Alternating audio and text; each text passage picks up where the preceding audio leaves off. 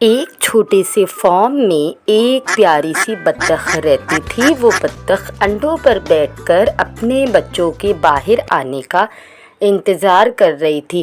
ایک سنہری صبح وہ اپنے انڈوں سے باہر آ گئے۔ بطخ کے بچے اس نئی دنیا کو سمجھتے ہوئے کویک کویک کر کے اپنی ماں کے آس پاس گھوم رہے تھے، پر انڈوں میں سے ایک انڈا جو سب سے بڑا تھا وہ باہر آنے کی بہت کوشش کر رہا تھا، لیکن وہ باہر آ نہیں پا رہا تھا، اور اسی وجہ سے بطخ بھی بہت پریشان ہوئی۔ لیکن پھر آخر کار وہ 7واں انڈا بھی باہر آ گیا، اور وہ بچہ بہت ہی عجیب نظروں سے ادھر ادھر دیکھ رہا تھا۔ وہ بچہ اس بات سے بہت حیران تھا کہ اس کی ماں اور بھائی بہن بھی اسے عجیب نظروں سے دیکھ رہے ہیں، کیونکہ وہ بچہ بھی بالکل اپنے بھائی بہن کی طرح نہیں دکھ رہا تھا، اور اس کے کالے اور سفید پر تھے۔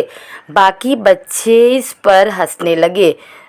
مجھے سمجھ نہیں آ رہا کہ تم اپنے بہن بھائیوں کی طرح خوبصورت کیوں نہیں نکلے۔ پھر سارے بہن بھائی اسے بدصورت بول کر چڑھانے لگے۔ تھوڑے دنوں بعد وہ سارے بچے بڑے ہونے لگے، اور یہ بچہ سب بچوں کے مقابلے میں تھوڑا اور بڑا لگ رہا تھا، اور اس کے پروں کے رنگ بھی عجیب ہو گئے، اور وہ بطخ اس عجیب بچے سے بولتی ہے، تم کتنے جلدی بڑے ہو رہے ہو اور اتنے الگ کیوں ہو رہے ہو؟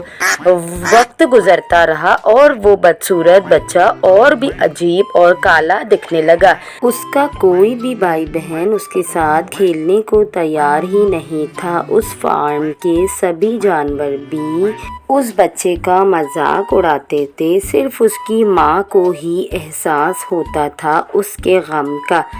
وہ اسے پیار کرتی اور دلاسے دیتی، میرے پیارے بچے تم کیوں ایسے ہو؟ دن گزرنے لگتے وہ بچہ اداس ہو گیا۔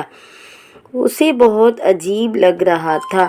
وہ ساری رات روتا اور یہ سوچتا رہتا کہ اسے کوئی بھی پسند نہیں کرتا۔ میں اتنا بدصورت کیوں ہوں؟ میں اپنے بھائی بہنوں جیسا کیوں نہیں ہوں؟ ایک دن کچھ شکاری اس تالاب کے کنارے پر آ گئے جہاں وہ رہتے تھے۔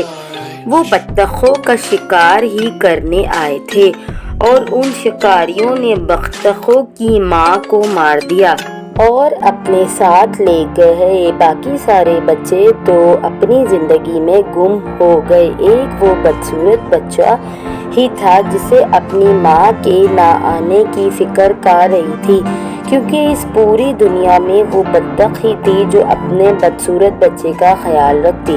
وہ بدصورت بچہ سب سے پہلے ایک ڈوگی کے پاس گیا مدد مانگنے کے لیے کہ چلو میرے ساتھ میری ماں کو ڈھونڈتے ہیں۔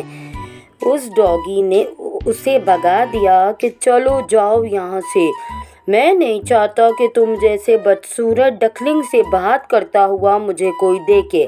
پھر وہ اداس ہو کر ایک مرغی کے پاس گیا، ارے میں بھی تم سے خوبصورت دکھتی ہوں، تمہیں پتہ نہیں کس پر چلے گئے ہو، یخ میں کسی کو بھی پسند نہیں آتا، اگر میری ماں یہاں نہیں تو مجھے بھی اس جگہ سے چلے جانا چاہیے۔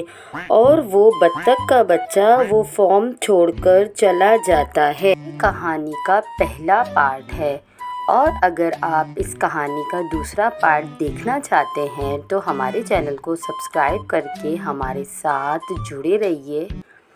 اللہ حافظ۔